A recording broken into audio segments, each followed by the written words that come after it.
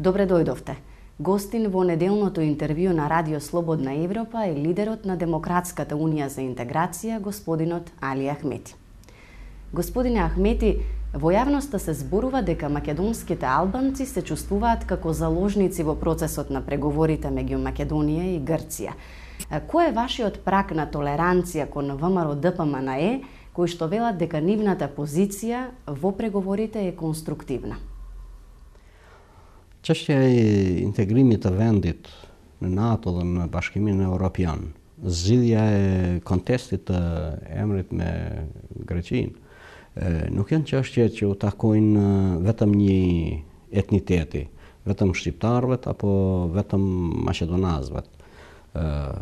Proceset eurointegruese janë procese të gjitha që duhet i bartim të gjithë përgjegjësi. Me të gjitha përgjegjësitë duhet i bartim mbi shpatulla ne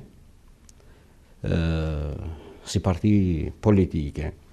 Këto çështje nuk janë çështje vetëm se të partive të në pozitë, por çështja e integrimit të vendit në NATO, Bashkimin Evropian dhe zgjidhja e emrit është çështje edhe e partive të opozitare. Dhe për to çështje kërkohet konsenzus i plot i të gjithë faktorëve të politik të vendit. Господине Ахмети, колку обвинувањата дека високи функционери на Демократската унија за интеграција соработувале со тајните служби ја влошува позицијата на ДУИ во владината коалиција? Unë mendoj që kjo histori dhe histeri që po ndodh do të ketë edhe një fund. Mendoj që institucionet e shtetit duhet të brengosen për këto paqavure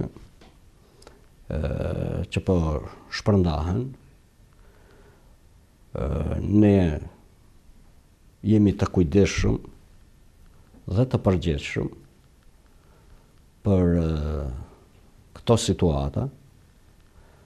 Në radhë të parë nuk duam që të jemi nxitës dhe t'i fusim në konfrontim njerëzit. Do t'i thirrim njerëzit në urësi dhe gjaktësi. Presim nga të gjitha institucionet e shtetit, nga specialistë fushave të ndryshme, që përfundimisht të zbardhet e vërteta. Tani pak me alegori do u përgjigjem.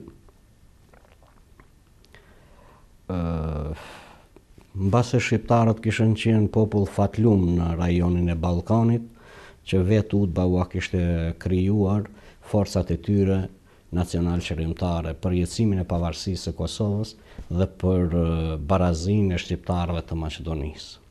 Околу законот за попис се крена доста прашина во јавноста. Можете ли конкретно да ни кажете што се договоривте со Груевски и каква ќе биде улогата на новата пописна комисија?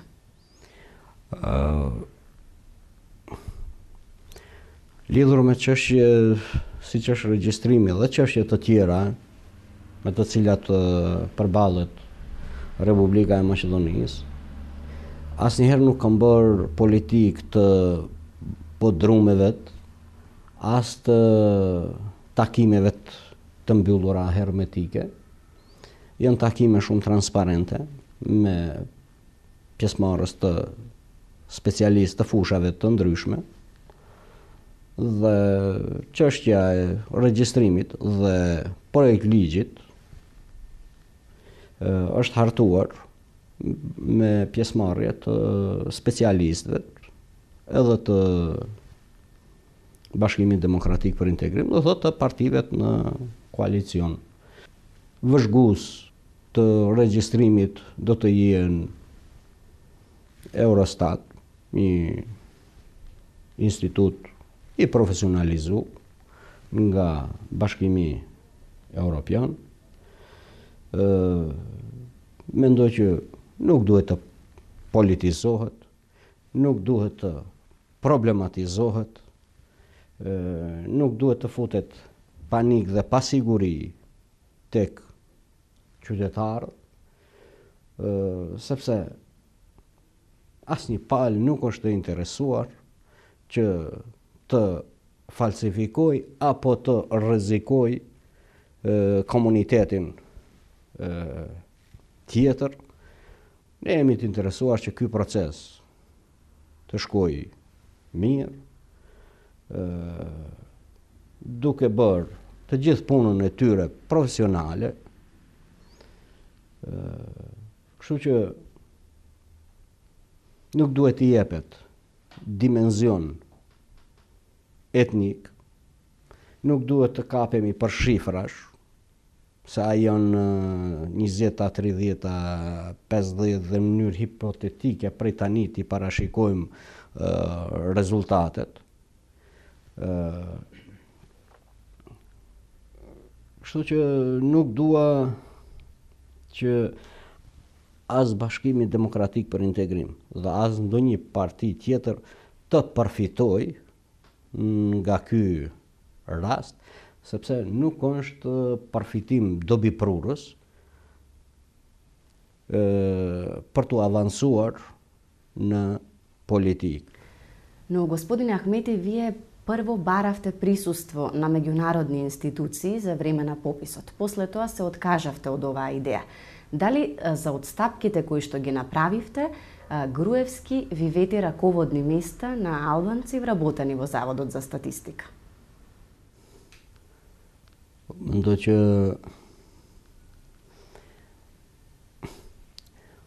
asnjëherë Bashkimi Demokratik për Integrim nuk ka qenë pjesë e pazareve,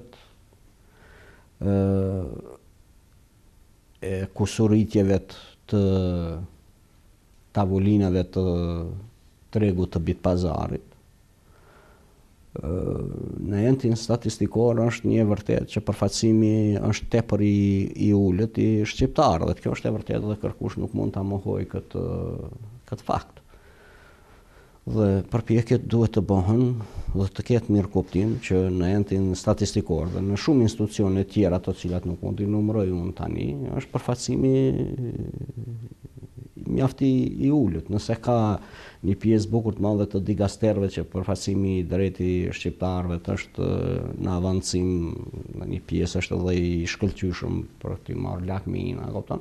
Po ka digastere, siç është enti statistikor apo edhe ente të tjera që përfaqësimi është i ulët. Dhe kjo ne na ka shtyrë që për ta bërë sa më të besueshëm përpara opinionit, që të mos politizohet, që të mos debatohet, kemi kërkuar vëzhgues ndërkombëtar. Задоволен ли сте од интензитетот со кој се спроведува Охридскиот рамковен договор? Tani asnjëherë nuk mund të jemi të kënaqur me dinamikën, asnjëherë nuk mund të jemi të kënaqur me rezultatet, sepse ka edhe shumë punë për të bërë. Po kjo nuk na bën që ne të heshtim, kjo nuk na bën ne që të mos besojmë tek angazhimi që bëhet për implementimin e tërësishëm të marrëveshjes së Ohrit. Sepse po vetë kënaqem, sigurisht që kjo nuk do të na bënte mirë dhe nuk do t'i bënte mirë shëndetit të Bashkimit Demokratik për Integrim. Ne gjithmonë jemi në kërkim, ne gjithmonë jemi të angazhuar që në të gjitha digasteret, në të gjitha institucionet shtetërore, jetë përfaqësimi drejt i shqiptarëve, si dhe implementimi i tërësishëm i marrëveshjes së Ohrit dhe implementimi i të gjitha ligjeve që burojnë nga marrëveshja e Ohrit. Господине Ахмети, ви благодарам што бевте гостин во неделното интервју на Радио Слободна Европа. Фалемдерит. Вам, почитувани гледачи, ви благодарам за вниманието. Довидување.